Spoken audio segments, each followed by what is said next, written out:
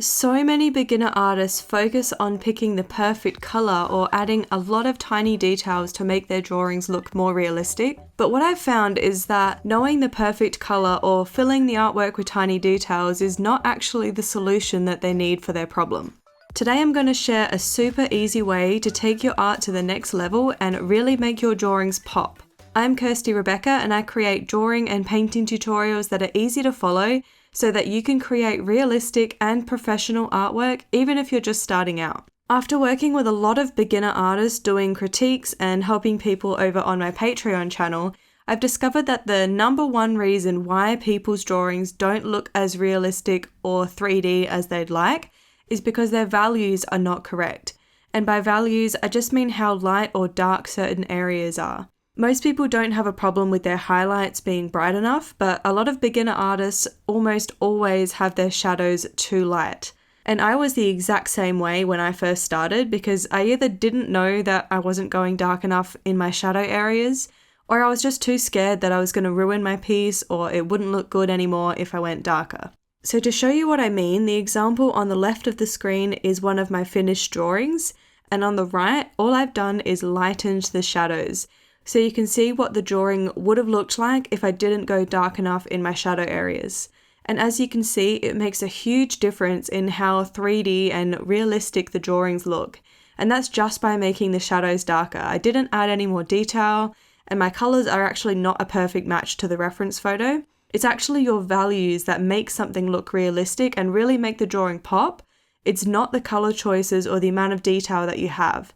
So you need to make sure that your shadows are dark enough and your highlights are light enough to make something look more realistic. I'm going to show you a really simple way to check your values so that you can adjust them on your own artwork and make your drawing look more realistic. But if you want even more in-depth tutorials on how to create realistic drawings from start to finish, then my Patreon channel is the solution for you. From as little as $4 per month, you will have access to every tutorial that I've previously uploaded on your chosen tier level in a variety of mediums like pastel, coloured pencil, charcoal, watercolour and more. There are tutorials available for a range of subjects like wildlife, birds, landscapes, still life, flowers and portraits. If you would like to view the entire Patreon tutorial library before joining us, I'll also leave that link in the description for you as well.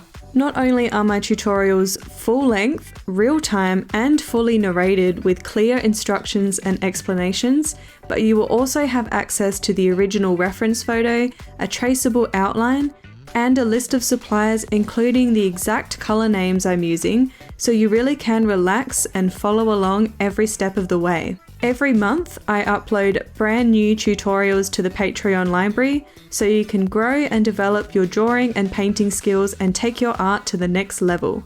You can also join in on our members chat group where you can ask questions or advice or share your artwork, and you can talk to other members in the Patreon community. And the best part is that there are no lock-in contracts, so you can upgrade or downgrade to a different tier level, or you can cancel your pledge at any time if Patreon isn't right for you. So why not give it a go? The link is in the description if you want to check it out. So there's actually a really easy way to check to see if your shadows are dark enough and your highlights are light enough so that you can alter your drawing and make it look even more realistic. I literally just take a photo of my artwork with my phone, so you can do this throughout your drawing process if you want to check your values in the middle of the process, or you can actually do it once you think you've finished with your drawing and you just want to double check. And then I just use my phone or my computer to change that photo to black and white. Then I just take my reference photo and change that to black and white as well, and then I put them side by side and compare to see if my shadows are as dark as my reference photo and if my highlights and midtones are correct as well. And more often than not, my shadows are not dark enough, so I always go darker with my shadows after doing this technique. It doesn't matter what medium you're using, this technique will work for any piece of artwork that you're working on. And now you could just go back to your artwork and darken those shadow areas to match your reference photo, and I promise you it will make a huge difference to your artwork. Having your shadows too light is just one of the mistakes that a lot of beginner artists make.